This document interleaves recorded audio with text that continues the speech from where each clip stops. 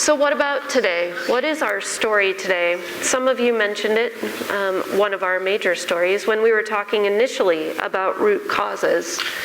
So we're going to talk about this. Thought experiment.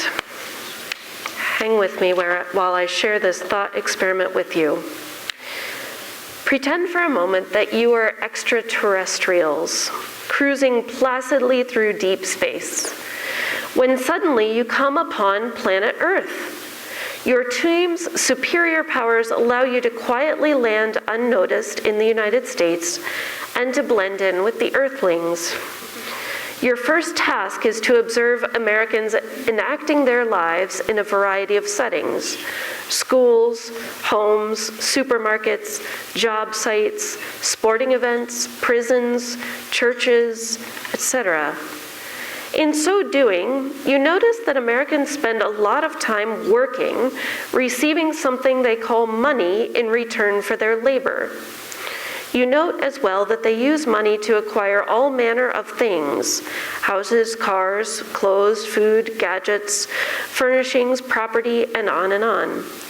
By tracking their daily conversations, you deduce that these Americans believe that access to stuff ensures their well-being. So it is that you name this story economism, because in this culture it appears that the purpose and meaning of life is viewed primarily through the lens of economic activity. That is, working, consuming, investing, inventing, manufacturing, buying, selling, and so forth. As your investigation continues, you find that the central purpose of schools in this society is to train young people to join the workforce, thereby ensuring that the economy thrives. You also discover that the primary role of government is to promote policies ensuring that businesses flourish. As for planet Earth, it is regarded primarily as a supply house for raw materials and as a depository for waste. Your team goes on to visit other countries and concludes that economism is a global phenomenon. It is at this point that Mission Control directs you to determine how well this story of economism is actually working. Are people happy? Do their lives have significant meaning and purpose?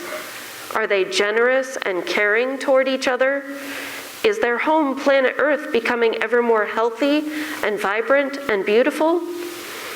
Seeking answers, your team sets to work, this time surveying all available research archives and media outlets to assess the effects of economism on planet Earth and her people. Despite the immensity of this task, it soon becomes evident that the health and well-being of planet Earth is in decline. Climate chaos, widespread species extinction, growing ocean acidification, widespread freshwater contamination, along with soil loss, provide plenty of evidence.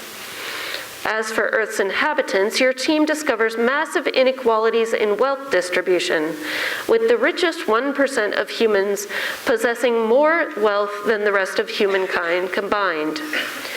Strife and violence are prevalent in many households and communities, and a multitude of conflicts among nation-states. Your team is forced to conclude that economism creates separation rather than connection, suffering rather than healing, stress rather than harmony.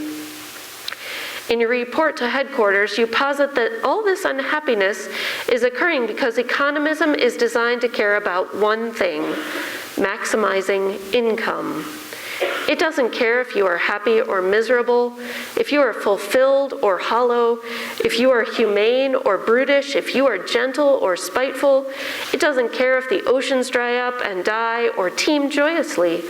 It doesn't care if the skies turn to ash. It doesn't care if you, me, our grandkids, or the planet dies, young or old, or if any of us live or die at all. It just doesn't care. It wasn't designed to. Your team finishes its report declaring, if humans continue to declare their allegiance to the story of economism, their civilization will collapse in an apocalypse marked by unimaginable suffering. A significant story of our time. Work to get money, to consume, equals happiness. Economism. It's defined like this: a term used in analysis of capitalist economics to point to the social and psychic damage that occurs when all of life's richness, wonder, and complexity is reduced to merely economic dimensions. So we've touched on this a little bit when in Autumn's class and in Joel's class, both, the idea that beauty is a construct created by the capitalist system to make you see flaws that don't exist, to sell you things that you don't need, whether that be makeup or clothes. We've talked about how the shopping addiction, the idea that our not enoughness is a marketing opportunity, how this disconnect, requires and takes resources from the environment, but you're not okay, but if you buy this great product, you will be. So it's an addiction. It's we're trying to fill this empty hole, whether we're trying to fill it with stuff or whether we're trying to fill it with busyness or food or drugs or shopping or sex or phones. But we seem to never succeed because we're just treating a symptom. We're not looking at what's happening. What's the cause at the bottom? This war inside. So economism mentioned the purpose of school and the purpose of government, purpose of earth.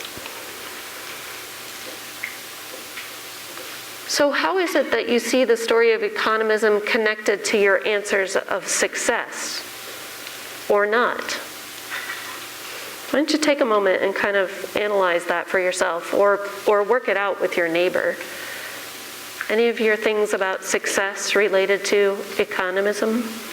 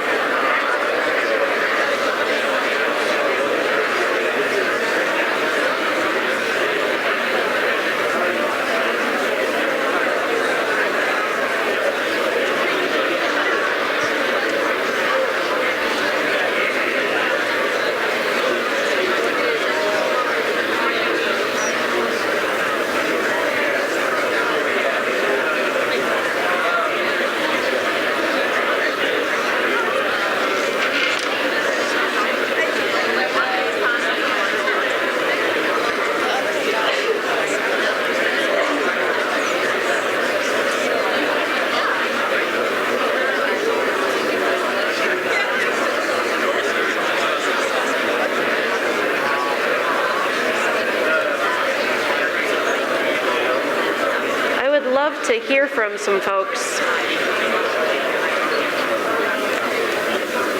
Anybody have thoughts to share at this point?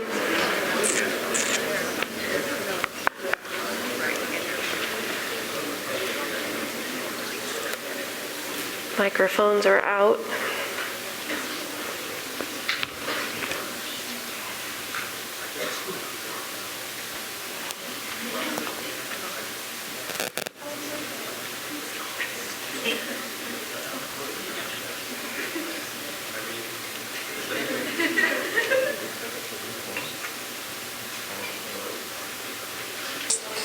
Hello? Okay. So I'm just this has me really confused because I'm just sort of thinking what's the alternative to whatever, if we move away from economism, which is better for the earth, obviously. What are we going to do with our days? What is our day? What does our life look like? It's a brilliant question. And I was sort of going back to, I guess, the Native Americans, they would fight each other for land, for stuff like that. It's natural human instinct to want more, I guess. And I feel like that always leads to economism. Interesting. Does anybody have thoughts to respond to that? I appreciate that. Or your own thoughts, yeah? Thank you for sharing and asking. Hi. Hi. I completely respect your opinion, and I think economism is definitely a big problem. But honestly, as someone like me who was from a communist dictatorship country, all I can say is what we have now in America is much better than so many other systems in the world. Like the privilege we have right now in the capitalism society, many of you might not be able to imagine. I appreciate you saying that. Thank you. Thank you very much. Yeah. Okay, I have another on the balcony. Okay, awesome. So basically, me and my partners, we talked about this like as far as like the purpose of school and economics, because most of the people that you meet, they're like engineers, pre-med, pharmacology, like majors that are really hard, and they're only doing it for the money that they're gonna like earn. Interesting. Yeah, I'm sure that's not true of all of them, but it might be true for some. Hi, I'm in the Hi. bottom. Right Sorry, here. where are you? Oh, hi. Okay. Going back to like what the first person said about economism and how like they don't really see like an alternative, and that really made me think about like not necessarily economism is like the word that I'm connecting to it in my head, but more like a materialistic lifestyle. And like I guess you said economism is like work, money, consume, and then happiness. But I guess you can work and enjoy it to make money to pay for experiences that you enjoy. Like I've seen all those TikToks and stuff about people like traveling around the world in a van and stuff, but that is not cheap. Like you still need money, and you might be able to make money working doing something that you'd like, but I feel like a lot of what we're talking about with like the like killing of the earth and stuff is more just like materials and like materialistic things in our lives that we don't necessarily need. The excess. Yeah, exactly. Yeah. So I don't think economism is a bad thing. It's just more of like a plastic economism versus a like experiential economism. Interesting. I don't know if that's a word, but Yeah, right. Okay, that's good. Thank you. And that, I appreciate that you're responding back there. How about you? Hi. So, on my list of like success things, one of them is a steady and well-paying job, just because we need money to survive. That's inevitable unless the economy crashes, which I don't think is going to happen for a while. So to me, like having a steady income is important just to survive, not so much as like, oh, I want the biggest house or the biggest car, just to not have to worry about like, oh, when am I going to get my next meal, if that makes sense. Absolutely. Yep. And we'll be talking about that in class very soon coming up.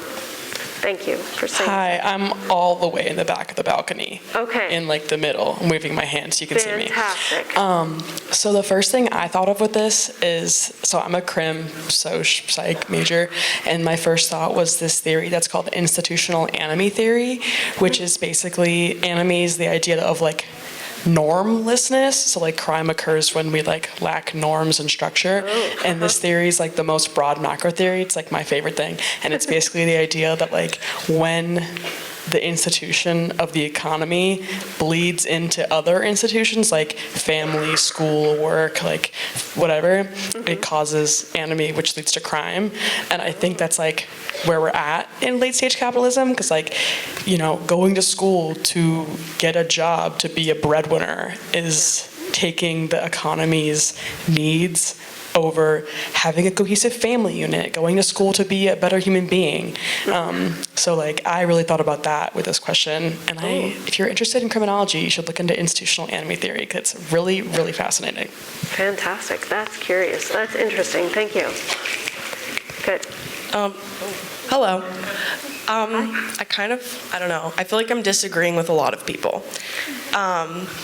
I agree, but I also disagree. So That's okay. there are hard jobs besides being a lawyer and a doctor and like your stereotypical like hard jobs. I want to be a teacher, and that is A hard job. That is a hard job, and I'm not doing it for the money, obviously. I'm doing it because I want to make a difference. And I want to share my experiences with other people and teach them how to be functioning adults. And I would say that that's a very hard job with little pay. Also, I think the economy is not doing okay. I disagree with whoever said that it's not going to crash soon, because it is currently, we're struggling. I don't think groceries are so expensive. Like, gas is so expensive. And also, like, now we have to make more money to support ourselves because of how expensive everything is. Yep. And it's hard to, like, it's hard for people who are working like minimum wage jobs that I would also consider extremely difficult jobs that you're not getting paid a lot. And so it's frustrating now, like wanting to be a teacher and realizing that like I know so many teachers that have to work multiple jobs to support themselves because teachers get paid crap. And it's just frustrating to where like everything is turning to where you need more money, but we're working jobs that don't provide money for us to live. Yeah. So. Thank you for saying so. Yes. All right, last comment in the back. Thank you.